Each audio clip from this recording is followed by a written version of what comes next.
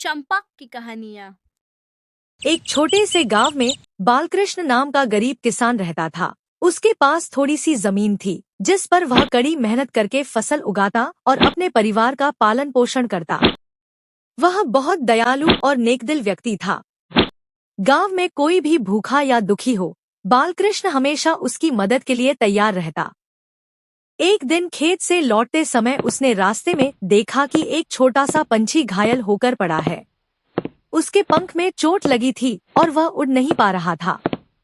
कई लोग वहां से गुजरे, लेकिन किसी ने ध्यान नहीं दिया। बालकृष्ण का दिल पसीज गया।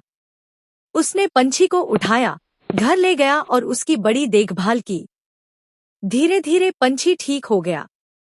जब पंछी स्वस्थ हो गया, तो बालकृष्ण उसे खुले आकाश में छोड़ने लगा।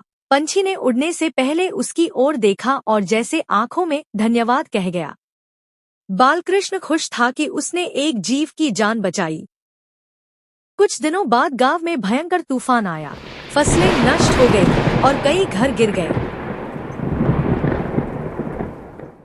बालकृष्ण की फसल भी पूरी तरह बर्बाद हो गई। अब उसके परिवार के पास खाने के लिए कुछ नहीं बचा। वह दुखी होकर सोचने लगा, अब हम सब भूखों मर जाएंगे। अगली सुबह जब वह अपने टूटे हुए खेत के पास गया, तो उसने देखा कि वही पंछी आसमान से उड़ता हुआ आया और उसके पैरों के पास एक छोटा सा बीज गिराया। बालकृष्ण ने उस बीज को खेत में बो दिया। कुछ ही दिनों में वहां एक अद्भुत पौधा उगाया, जिस पर सुनहरी बालियां लगती थी।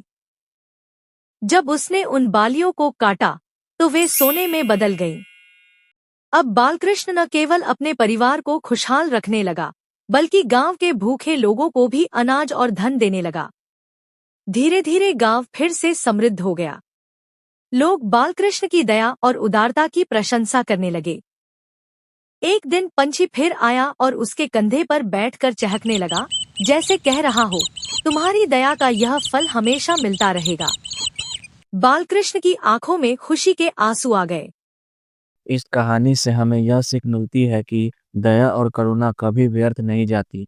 जब हम निस्वार्थ भाव से किसी की मदद करते हैं, तो ईश्वर हमें उसका कई गुना फल लौटाते हैं।